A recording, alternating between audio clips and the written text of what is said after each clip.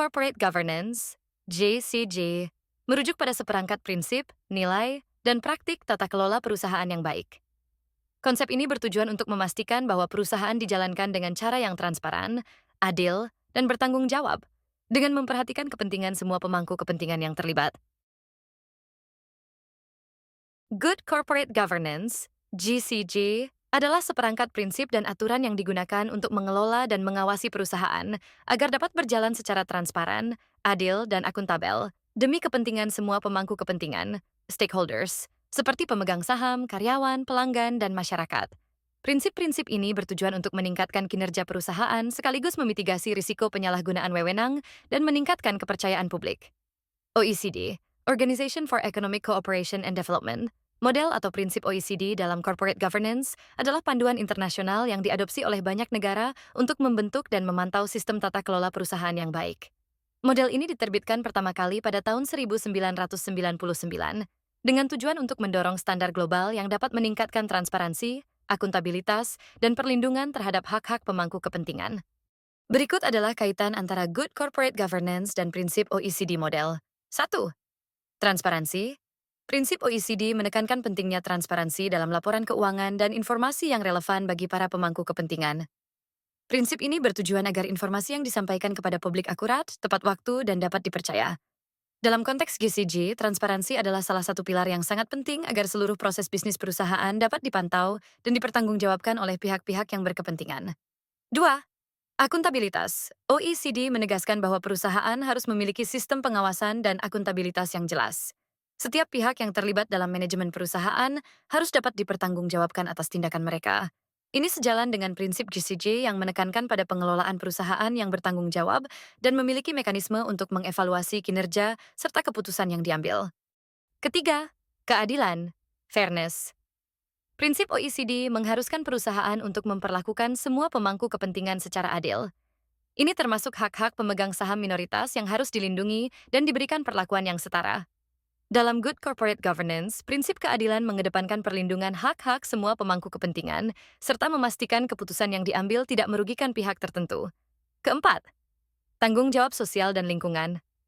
Salah satu fokus OECD adalah memastikan bahwa perusahaan tidak hanya memaksimalkan keuntungan, tetapi juga memperhatikan dampak sosial dan lingkungan dari kegiatan bisnisnya. Good Corporate Governance juga mencakup tanggung jawab sosial perusahaan, CSR, yang mengarah pada pengelolaan yang berkelanjutan dan etis. 5. Kepemimpinan yang baik, leadership. Dalam prinsip OECD, ditekankan bahwa perusahaan harus memiliki pimpinan yang kuat dan mampu membuat keputusan strategis yang berorientasi pada keberlanjutan jangka panjang. Di dalam GCG, hal ini berhubungan dengan pentingnya keberadaan dewan direksi yang kompeten dan berintegritas, serta manajemen yang mampu menjalankan kebijakan dengan baik dan menjaga keberlanjutan perusahaan. Secara keseluruhan, prinsip-prinsip OECD dalam tata kelola perusahaan menggambarkan landasan yang sangat penting untuk implementasi good corporate governance yang efektif, baik di level nasional maupun internasional. GCG dan prinsip OECD bekerja saling mendukung untuk memastikan perusahaan dikelola dengan cara yang profesional, transparan, dan adil, serta memberi nilai tambah bagi semua pihak terkait. Penerapan GCG di Indonesia, Good Corporate Governance. Dalam era bisnis modern, Good Corporate Governance atau GCG bukan sekadar aturan, tetapi kunci utama dalam menciptakan perusahaan yang transparan, akuntabel, dan berdaya saing tinggi. Bagaimana penerapan GCG di Indonesia? Mari kita bahas lebih lanjut. Di sektor badan usaha milik negara, BUMN, reformasi tata kelola menjadi perhatian utama. Regulasi seperti Keputusan Menteri Negara BUMN nomor per 01 per MBU 2011 dan pembaruannya per 09 per MBU 2012 memastikan bahwa setiap BUMN menerapkan prinsip GCG secara menyeluruh. Dengan transparansi visi, misi, dan strategi, serta pengawasan internal yang efektif, BUMN tidak hanya meningkatkan daya saing, tetapi juga membangun kepercayaan publik. Otoritas Jasa Keuangan, OJK, sebagai pengawas sektor keuangan memiliki peran strategis dalam menerapkan GCG. Dengan mengadopsi standar internasional seperti SNI ISO 37001 pada sistem manajemen anti penyuapan, OJK menegaskan komitmennya terhadap integritas dan etika kerja. Kebijakan ini memastikan sistem keuangan yang stabil, melindungi kepentingan investor, dan meningkatkan kepercayaan masyarakat terhadap lembaga keuangan. Di sektor perbankan, GCG menjadi fondasi utama dalam menjaga kesehatan sistem keuangan. Regulasi dari OJK dan Surat Edaran Bank Indonesia mengatur peran direksi, Dewan Komisaris, serta komite audit dan manajemen risiko. Dengan penerapan GCG yang ketat, perbankan tidak hanya mengalami peningkatan kinerja keuangan, tetapi juga memperkuat perlindungan bagi nasabah dan mencegah risiko keuangan yang merugikan.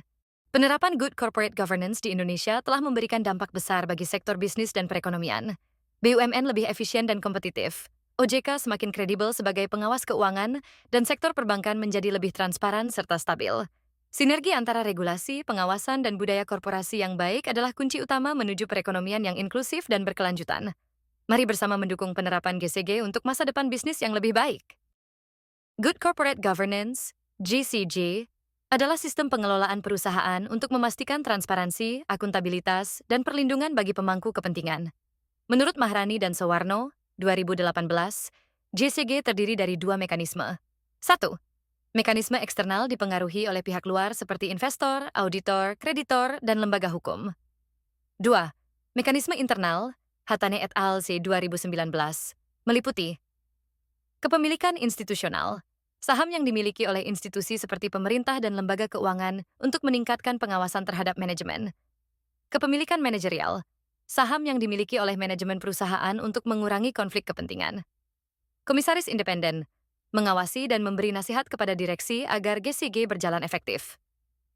Dewan Komisaris, bertugas mengawasi serta memastikan manajemen menjalankan strategi yang sesuai dengan kepentingan perusahaan. Komite Audit dibentuk oleh Dewan Komisaris untuk mengawasi pengendalian internal dan menjadi penghubung dengan investor. Teori yang mendasari GCG, Good Corporate Governance. Stewardship Theory.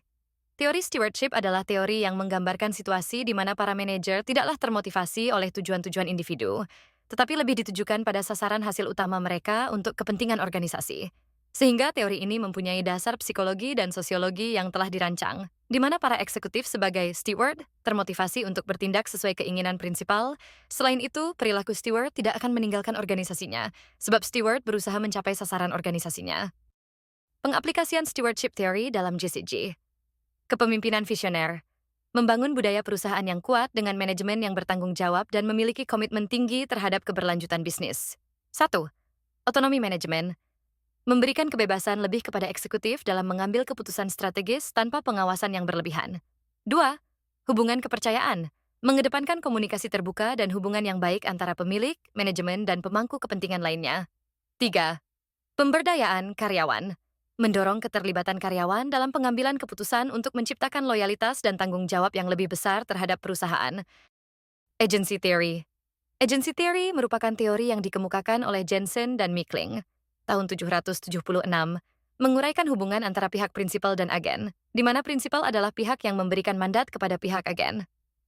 Prinsipal mendelegasikan tanggung jawab pengambilan keputusan kepada agen di mana hak dan kewajiban kedua belah pihak diuraikan dalam suatu perjanjian kerja yang saling menguntungkan. Pengaplikasiannya dalam GCG. 1. Transparansi dan akuntabilitas. Mewajibkan laporan keuangan yang jelas dan audit independen untuk mengurangi asimetri informasi. 2. Komite dan Dewan Pengawas. Pembentukan Dewan Komisaris dan Komite Audit untuk mengawasi manajemen agar tidak menyalahgunakan kewenangan. 3. Kebijakan insentif. Memberikan kompensasi berbasis kinerja, seperti stock options, agar manajer memiliki kepentingan yang selaras dengan pemilik. 4. Regulasi dan kepatuhan. Mengikuti aturan seperti Undang-Undang Perseroan Terbatas dan Peraturan Pasar Modal untuk memastikan tata kelola yang baik.